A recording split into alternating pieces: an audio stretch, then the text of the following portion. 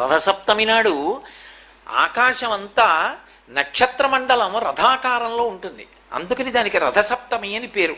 ప్రతి సప్తమి తిథి నాడు సూర్యకాంతి చాలా విశేషంగా ఉంటుంది.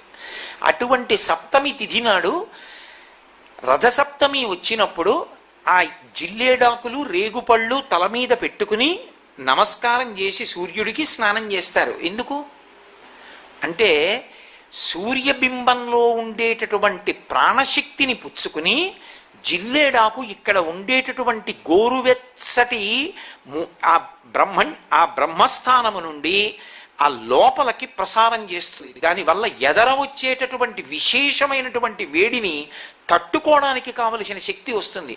రేగుపండుకి ఓ లక్షణం ఉంది, పీడ తీస్తుంది అది. అందుకే పిల్లలకి భోగి పండగ నాడు చిల్లర పైసలతో కలిపి రేగుపళ్ళు పోస్తారు. భోగి పీడ పోయింది వాళ్ళకి అని. అంటే